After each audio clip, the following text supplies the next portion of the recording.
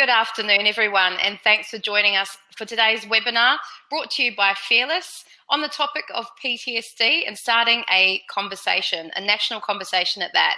My name's Yvette Adams. I'm from a company called The Creative Collective, and we're proudly marketing the Fearless Conference. And also on screen with me is Chris Barry, Chairman of Fearless. Welcome, Chris. Hi, Yvette, and hi, everybody. Great to have you on here today. We thought we'd start off just showing our faces, and it kind of looks like we're driving a plane with our command headsets on, but we're not. We're driving a webinar. So we're going to switch. We just wanted to put a human face on it and say hi, and we're going to switch over to some slides now and run you through what we've got for you today. So I'll just gently turn off each of our videos and switch it over to sharing my screen. And we should now have a slide deck up. Chris, can you confirm you can see the slides once they load? You've got this view there. You're all good to go? All good to go. Fantastic. So, as I said, today we're talking about Fearless and starting the conversation on PTSD, a national conference. The presenter will be Chris Barry, and the conference website is there below. Fearless Outreach is a charity which Chris will tell you more about, but which operates across Australia and New Zealand, helping people living with the long-term consequences of post-traumatic stress, or otherwise known as PTSD. Also the people supporting them, which is very important. Fearless know that these people come from all walks of life, and they want to do their bit to help them and make their lives more enjoyable and fulfilling. They recognise that there's a lot of other organisations doing work in this space, as well as government agencies, but we like to think that we're collaborating here to do a good job. So just to introduce you to Chris, who'll be your presenter today, I'm just here to facilitate. Chris is a retired senior officer of the Royal Australian Navy, was previously Chief of the Defence Force for 4 years. He'll tell you more about this background, and he was awarded an MBA or Master of Business Administration in 1996 by Deakin. So Chris, tell us a bit more about yourself. Take it away. Righto, Yvette. Well, thanks for that. But before I get going, I'd just like to remind people that today is Harmony Day. And the colour for Harmony Day is orange. Very appropriate for us, I think. And the point of Harmony Day is to think about reconciliation. It's to think about our first Australians. It's to think about people from other countries that have come to our land. And it's to think about what happened in Christchurch last Friday as an utter act of bastardry and something that we simply cannot tolerate in a community like ours. The second thing I want to do is tell you how I came to be doing this. I was the Chief of the Defence Force at the time of 9/11, and it was 6 weeks after 9/11 that I committed Defence Force people to operations in Afghanistan. Those operations ran for about 15 months and were concluded at the end of 2002 with no casualties. And then we had the adventure into Iraq in 2003 in March, followed in 2004 by a return to Afghanistan. In 2012, I became very concerned about the continuing deployments of our Defence Force people into the Middle East. I knew of people who had been sent there on up to 10 different deployments.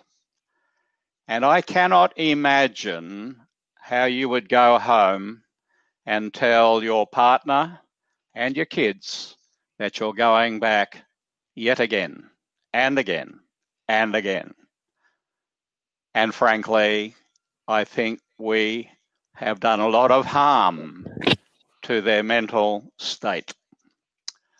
So, in 2013, I was in a fish shop with an old friend talking about this issue when we decided that we would try to do something about it. And thus, Fearless was born in conjunction with our parent organisation, Post-Traumatic Stress Australia and New Zealand. However, it didn't take us very long to find out that the Australian community has its own story to tell. There are not more than 70-odd thousand military and veterans who suffer from post-traumatic stress, we think. In our community, we assess the numbers to be very much larger. In fact, in the years from 2013 till now, we have yet to meet an Australian or a Kiwi who doesn't have a story about post-traumatic stress. The stories are about themselves or their family or their friends or their schoolmates or their communities and so on and so forth. That just tells me, and I think it tells my board, that we are embarked on a very important journey. And that is why we are doing what we are doing today.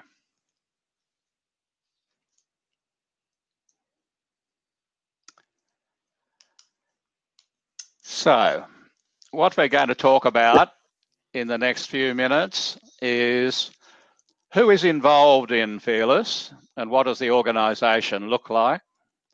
Why do we think our work is important?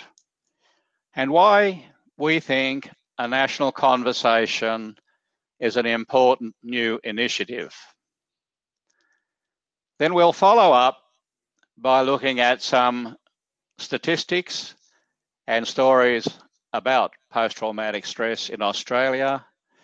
And we'll end by talking a great deal about the conference in August and the role of conversation leading up to it and why we're looking for all of you to be participants.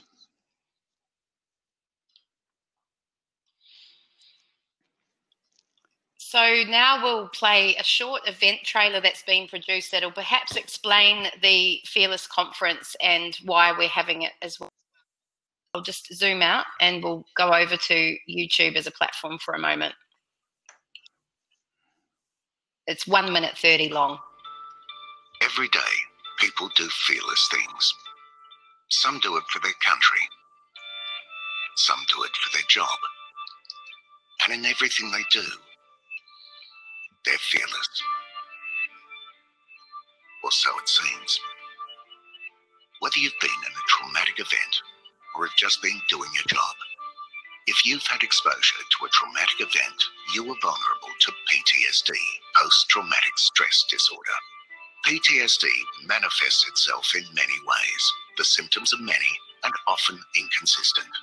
It includes extreme highs and extreme lows, including depression, impulsivity, violence, isolation, alienation, anger, and even anxiety. Some people develop a habit of using alcohol or drugs to self-medicate.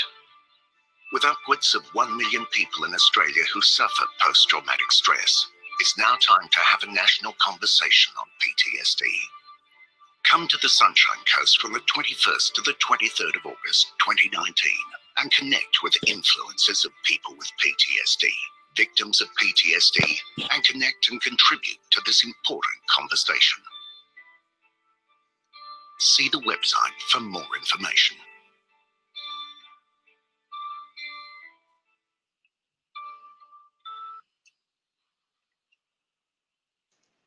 we'll return to those slides. But I think it's a great way to explain to everyone what this conference is all about, isn't it, Chris?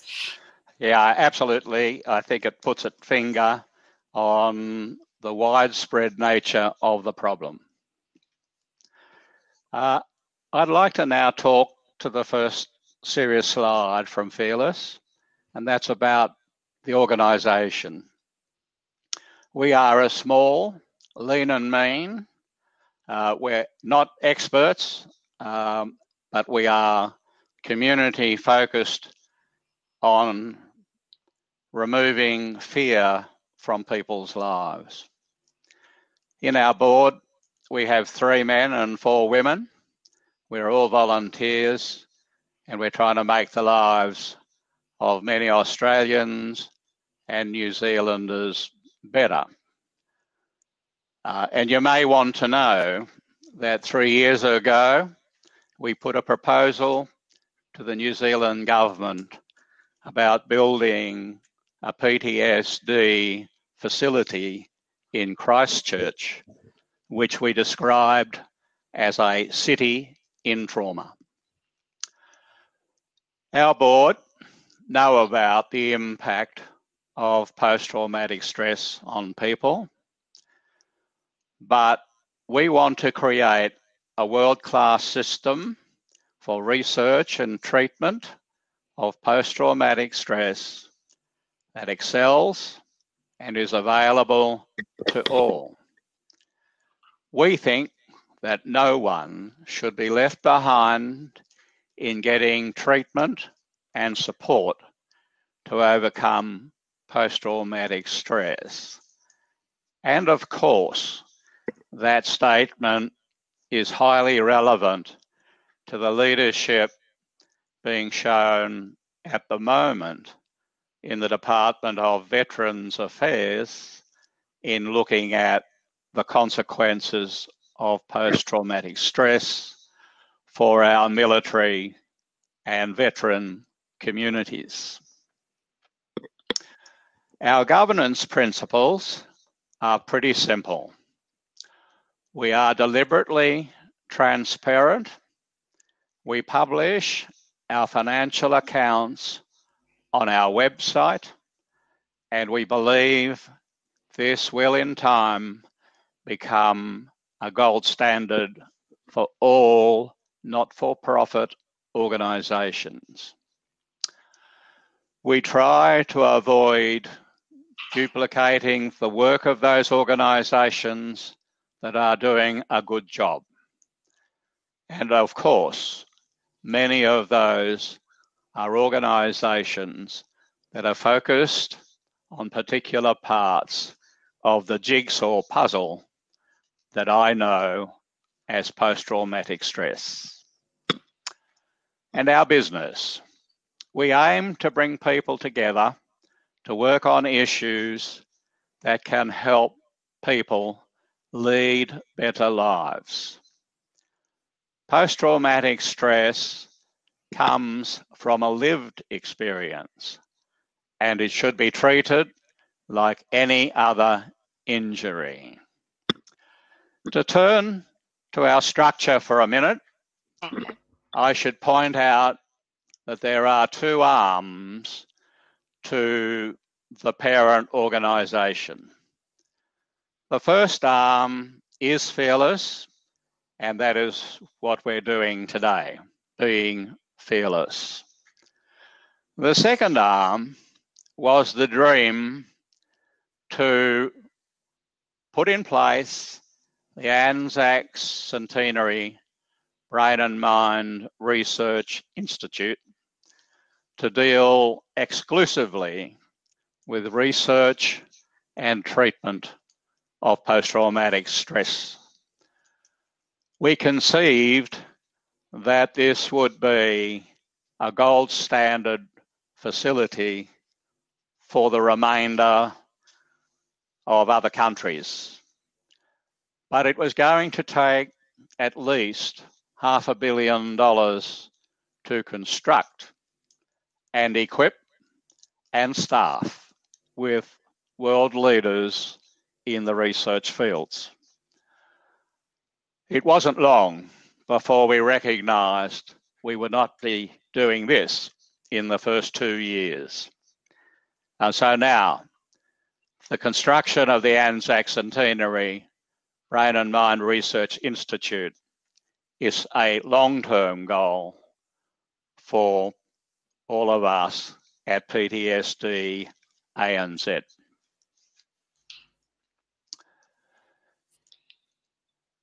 Our work is important.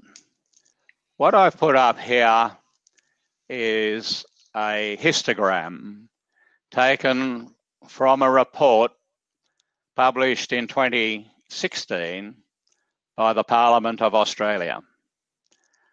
The histogram itself is a sample of how ADF members have been affected by trauma in their lives. And you can see how the figures look.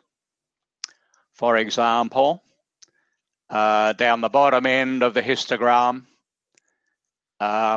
being accidentally killed or injured at 24%. Being beaten by a spouse or a romantic partner, what we now call domestic violence, over 30%. Being stalked at 38%, to say nothing of criminal sexual assaults like rape at 42.3%. The point I'm making here, when you read through this list, these issues are not confined to members who join the Defence Force. A lot of people in our community go through the same life-changing experiences, and many of them become victims of post-traumatic stress.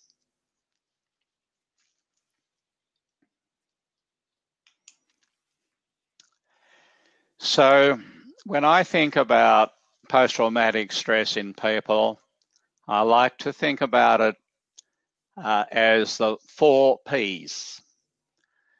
Post-traumatic stress disorder is pernicious.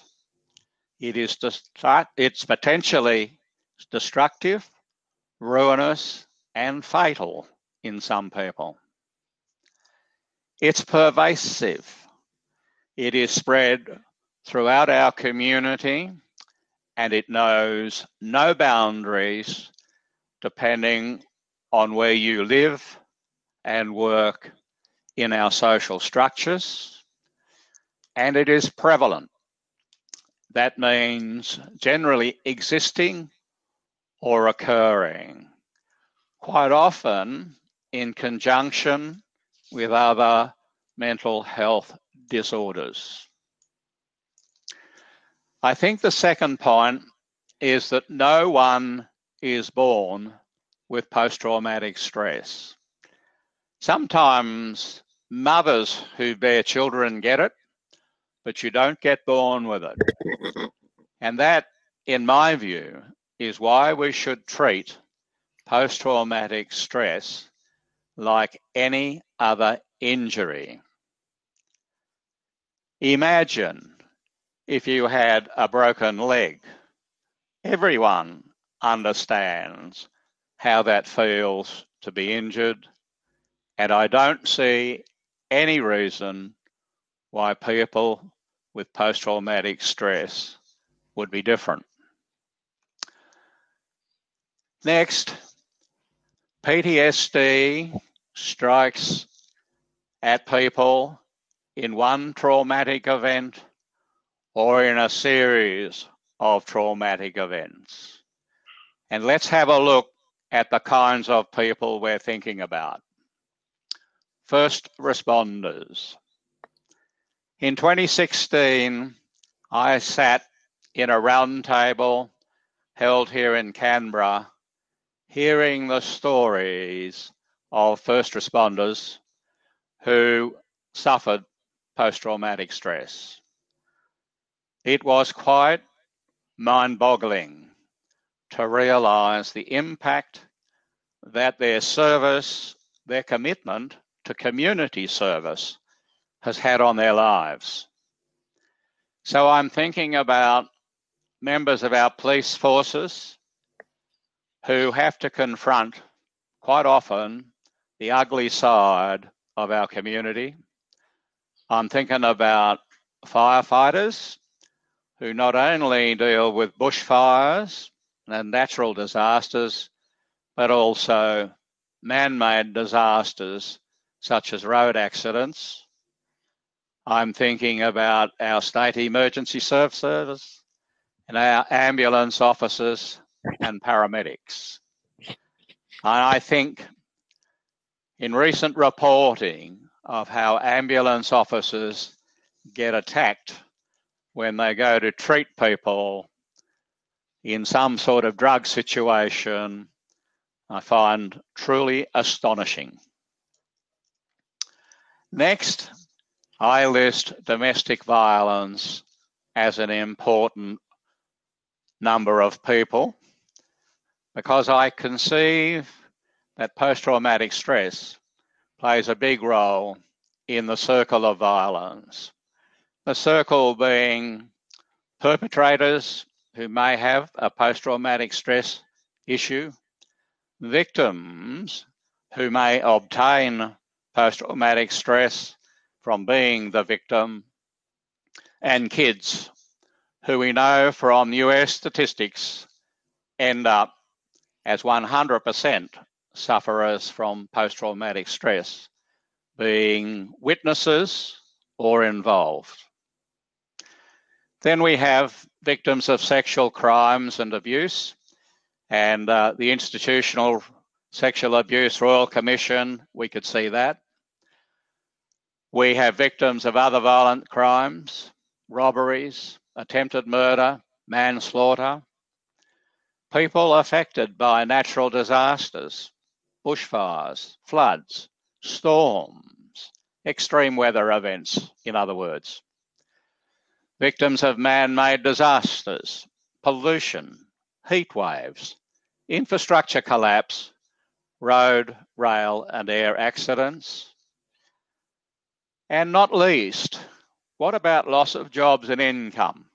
Farmers or big organisations that suddenly collapse and leave people who had worked for 20 or 30 years on the scrap heap. And finally, hard to believe, I know trauma surgeons and other medical practitioners who also acquire post-traumatic stress.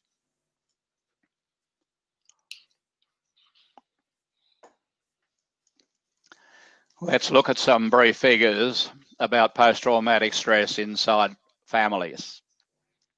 These are US statistics, but I think they've got relevance to us. In the post-Vietnam combat veterans cohort, intimate partner violence ranked between 33 and 58%. This violence in the form of sexual abuse was very much linked up with suicidality, and the anxiety of adult partners in these circumstances impacts severely on the emotional conditions of their children. The separation of parents can make this impact worse, and I believe many kids with behavioural problems in our schools come from homes impacted by such anxieties. In Australia, we're told the suicide rate of children from families with a PTSD sufferer is 3 times the national average. And I simply repeat that 100% of kids who see domestic violence at home end up with PTSD.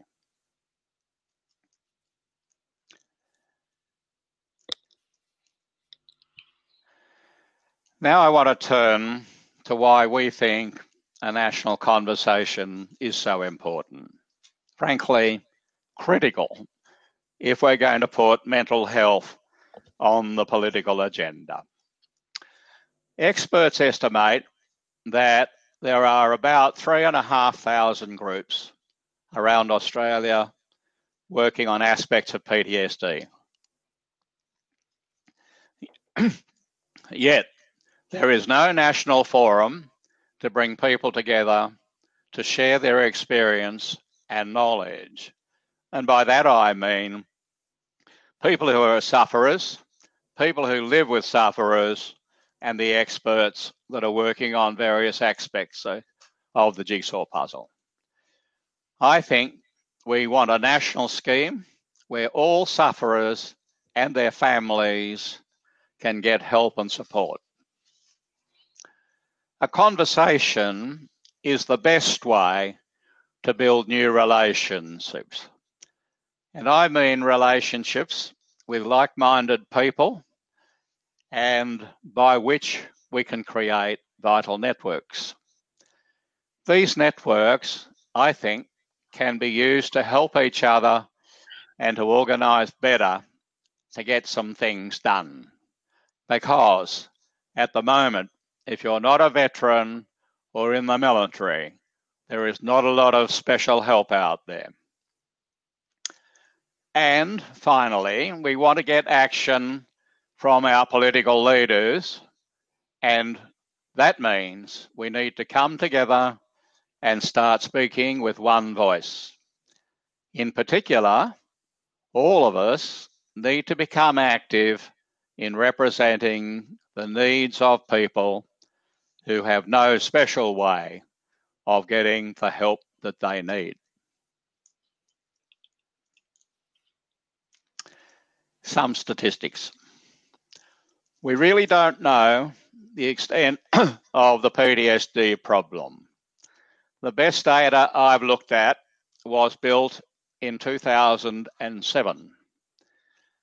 Yet, as I said earlier, everyone we've spoken to over the last 5 years has a story about post-traumatic stress, be it about themselves, in families, in their neighbours, or in the communities. Looking at the current populations of our two countries, we estimate that over 1 million Australians and about 350,000 New Zealanders suffer from post-traumatic stress. Another 4 million people in both countries live with PTSD in their daily lives when they share a house with a sufferer. The media tells us a lot of stories about veterans and military people with post-traumatic stress. But there are only about 70,000 people in this cohort, and these people are lucky. They get specialised support from a dedicated government department, unlike everybody else.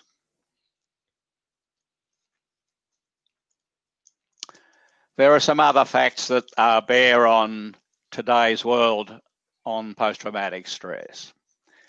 And on this slide, I have a picture of the complex MRI machine that has been recently installed in the Sunshine Coast Neuroscience and Mind Thompson Institute. The point I want to make here is that advances in neuroscience and other technologies are changing diagnoses and treatments in conjunction with specialised psychological and possibly psychiatric counselling. These approaches are game changers. In the past, we tended to treat PTSD by handing out lots of drugs, giving some counselling, and occasionally compensation by way of special entitlements. And you can see from the other slide how a brain scan can show what has happened when you have PTSD. Now, going back to the fact that many sufferers from PTSD lose their jobs, let us remind ourselves this is an injury from a lived experience. But the problem is, in many cases, people who think they have PTSD try to hide their symptoms or deny the possibility because they're going to lose their job. And it only makes the condition worse, and it varies the statistics from all of us that are trying to help. A second issue is the initial diagnosis of PTSD can be difficult because it presents in many different ways, and quite often after a considerable lap of time from when one or more traumas occurred. But I just say a complex MRI machine can now do this job with over 90% certainty. So let us move now to talk about starting the conversation on PTSD and where we want to head into the national conference in August. I think the important point I want to make right now is that the early bird tickets are on sale, and we've kept the prices as low as we can in order to encourage people to come along, see us face to face, see colleagues and build new networks, and also talk to experts in respective fields. So jump on the bandwagon, get the early bird tickets, and get them now. We're going to have a stellar list of speakers. Well, I'm going to speak, of course, but Angus Houston, Sir Angus Houston, who I think most of you will know, is Chancellor of the University of the Sunshine Coast and was the chair of the group that set up the Sunshine Coast Neuroscience and Mind Thompson Institute. Angus has a lot of interest in what we are doing in Fearless. We're going to be joined by Stan Grant as our dinner speaker.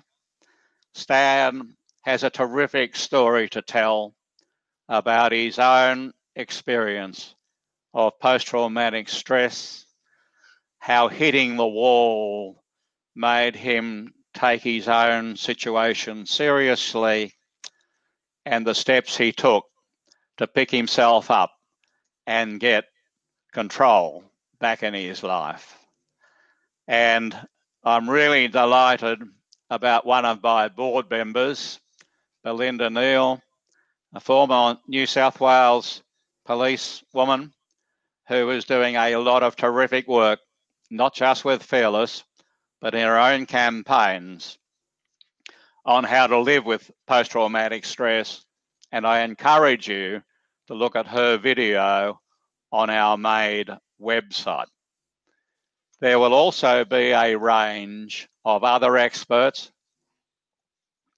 I hope including the director of the Thompson Institute, Professor Max Bennett, who was the founder and builder of the Sydney Brain and Mind Centre, and Richard Bryant, who is one of the world's very best experts at the psychological and psychiatric approach to dealing with post-traumatic stress.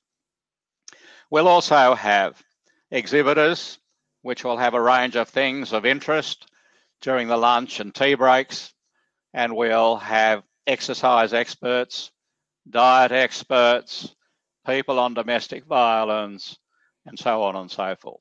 So this will be wide-ranging, utterly fascinating, and I'm looking forward to seeing you there. The conference program is still being built, but we've certainly got an outline, and you can see in looking at day one we have quite a strong focus on the lived experience and how that sets the scene for a conversation with a range of experts the following day. But I draw your attention to Workshops Day on the Friday. That is the 23rd of August, when we're going to break up into groups and think about what should be in an Australian and New Zealand management protocol for dealing with post-traumatic stress in our community. What should we say about support for those people who live with sufferers from post-traumatic stress? What should we say about good diets for people who have post-traumatic stress? What should we say about appropriate exercise regimes? And what should we say about the pathways to get off pills and back in control? This is the work for Workshops Day after a day and a half of talking to experts, being entertained, and building new relationships and new networks. And just to add to that, Chris, the link there for the website has the full program. So on the screen is day 1, but you can tab across to day 2 or 3 with the details of these workshops. And this program is being updated as we get closer to the event. So it is subject to change, but a really fantastic program coming together now and something for everybody on there. Yeah, thanks, Yvette. I think that just reinforces what I said earlier. Jump on and get an early bird price. Absolutely. So, Chris, we're having it here on the Sunshine Coast where I'm based. Tell us why you decided to come here to the Sunshine Coast for this great event. Well, the Sunshine Coast, I think I've already inferred, has a terrific example of how regions all around Australia can equip themselves to deal with post-traumatic stress. And I have to say, in over 3.5 years, I've been impressed by the University of the Sunshine Coast, by the philanthropic effort of Royal and Nola Thompson, who funded the Sunshine Coast Neuroscience and Mind Thompson Institute and equipped it, and how in that region we can get hold of people who have various serious issues with post-traumatic stress and deal with their needs in ways which are the world standard. Absolutely. And how could you resist our climate and our beautiful landscapes in addition? Yeah, Goes with it. Does indeed. So these are some indications of the prices. As Chris mentioned, they've tried to keep it as affordable as possible, great value for money, but you can sort of customize the program to suit your budget, suit your time availability, and so on. There are student and community rates available, but these early birds only go until the end of April. So you do want to get onto those, or until they're all sold out as well. So recommend you jump on to the conference website and have a look at those and choose what sort of combination of package might suit you. Anything else to add to that, Chris? Oh yeah, look, I'd say don't miss the dinner. Stan Grant is a wonderful raconteur. I think you'll find his story inspirational and motivational. So I reckon spend the extra money and come to dinner. It's a good tip. It'd be a good place to network with other people with a similar mindset and so on as well. Now, we've talked about today starting the conversation, and we'd want you to join in the conversation. And there's lots of ways that you can participate. Facebook, if you're on Facebook, we recognise that everybody likes different channels.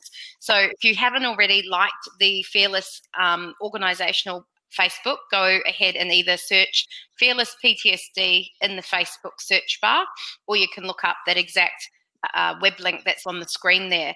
And you can participate in the conversation simply by commenting on posts or direct messaging us or sending us a visitor post or a recommendation as well. Similarly, if you prefer Instagram, we're on there as well and active. Love you to interact with that and follow the Instagram page too. Twitter, we see, will be probably growing in its interactivity closer to the event, because that'll be a great way for people leading up to the event or at event or post-event to talk about the conversations which start there. But for those of you who are Twitter users, it's obviously a great conversational piece, and we would love you to use that too. YouTube, there is the conference video, which we've just showed you. We showed you the 1:30 message today. There is a, sorry, not message, video clip. There is a 30-second and a 10-second version of that as well. If you're doing work connected to PTSD and you'd find that video resource a useful resource, and you'd like other people to know about this conference or to share it with the bosses to see if you can go, feel free to share that clip around wherever you like. You'll also find on the YouTube channel for Fearless several of the board members, so you can get to know them and what their interest is in this topic as well. So several interview pieces and more video content going up all the time. If you forget these links, they're all available on the Fearless Conference website. And I haven't got it on screen there, but we would also just love you to use the hashtag Fearless Conference hashtag wherever you are doing social media posts. So we would absolutely love it if post this webinar, you'd go out and tell people about it on your own social channels, about the conference, about the opportunity to join in the conversation. And the plan is to hold a couple more of these webinar sessions and actually showcase some of the other speakers that will be featuring at the conference and talk about other aspects. So we're just opening up the conversation today, and we'll be looking at other aspects of this very big and important conversation in future sessions. So watch out on these channels and the website for updates on that. We are also welcoming blog submissions. So if you have a personal experience of yourself or supporting someone with PTSD, or you've been doing research on PTSD and you'd like to share what you've discovered, or you think there's a need for research and why, your work supporting people with PTSD, have you noticed themes? Have you got opinions on what sorts of treatments help? All of these we'd love to hear from you on. Feel free to send those through to contact@fearless.org.au. We'll attribute you and place these on the Fearless channels. And what we really would love to see coming through is lots of different voices, lots of different opinions, lots of different locations and walks of life that would be as representative of the entire community as possible. So that's a way you can get involved in the conversation too. So that's it. That's all we've got to cover today. Well, Yvette, I just want to say before we finish, though, there might be some people listening to us who want to go and talk to a specialist. And I would just say to anyone, if you have an issue and you think you need help, my recommendation, if you have a trusted relationship with your GP, go and start there. If you are not in that fortunate circumstance, Beyond Blue is the best place to start, I think. But I just emphasise, those of you with a trusted relationship with your GP, that is the right place to start getting help in the current system. That's a really good point, Chris. We've already seen some people interacting on those social platforms that we just mentioned. And whilst we welcome that, it's not medical advice or specific advice Fearless is able to offer, but connecting you to that is certainly important. Now, we do want to open up the opportunity to ask questions, any comments you'd like to make on today's presentation, questions about the conference you may have. Feel free to type those into the text area, and I've got Penny here at our side watching out for those, and I'll read them out and myself or Chris will answer them as best we can. So feel free to even just tell us what you thought of today's session. Was it helpful, useful? And what would you like to see next if we're to run future webinars as well? We'll just give them a moment to type. Yep. There's certainly a few on from all over Australia, I noticed too. Yeah, that's great. Isn't it? Yep. Anything coming through there, Penny? We're just getting these through. I've got the full screen up, so I can't share them. Okay, Joanne would like to know which venue the conference will be at. That's a good point. Those details are on the conference website, that it's at the Event Centre in Caloundra, which is in the southern part of the Sunshine Coast. So you can access the conference if you're coming from afar from Brisbane Airport and drive up if you're coming from interstate, or you can fly into the Sunshine Coast Airport at Maroochydore. It's about a half an hour car journey from there. And I should say, it's just been renovated and changed. It is a world-class facility. I've been there several times now, and I'm always impressed. Fantastic. I have another more of a comment and a bit of feedback as well. Mr. Barry, thank you for the work you do with PTSD sufferers. As you know, there are many avenues for military veterans to receive help from various organisations and various government departments. First responders seem to have been forgotten. What work do you think needs to be done to support our police veterans who battle with PTSD every day of their working lives, well after they have left the police force? What's your thoughts on that, Chris? I'm right in that space. I would simply say in 18 months ago, Australia 21, in conjunction with Fearless, published a report, and the title is When Helping Hurts, PTSD in First Responders, and that is available as a PDF download on Australia 21's website, or through our website. I just make the point though, because I go back to the round table and I go back to dealing with police in other situations. I'm sorry to say, many police are between a rock and a hard place. The problem is there is no or very little reserve capacity inside our policing to allow people to take time off. There is a problem in a police force where 20 to 30% of people may have reported with post-traumatic stress.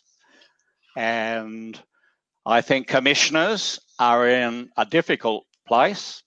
No state or territory government gives them 1 cent more than they need to run the police force. And that means they don't have a lot of scope to provide the sort of help that they should. And this is another reason for us to get active about the campaign for the future. Absolutely. I was at a lunch last week with Anastasia Palaszczuk, and they've had that great initiative here for domestic violence. It's just one initiative in a way. We are starting to see, I guess, change and support there. So now Queensland is the only state, and I think there's strong hope that others will follow, that allows paid leave for sufferers of domestic violence, which I think is a really amazing move, and definitely one that should be encouraged and rolled out elsewhere. Yep. Especially given those stats you've shared with us today. Correct. Well, there aren't any other comments. We seem to have quite a quiet audience, but we are just starting the conversation, and perhaps they'll prefer to engage with us via the social channels, or sending us a blog, or just checking out the Fearless website, the conference website. So unless there is anyone, speak now or forever hold your peace, we may just close out today's session. It's been a really great session. So Chris, thank you for such an informative presentation. It's been fantastic. Thanks, Yvette.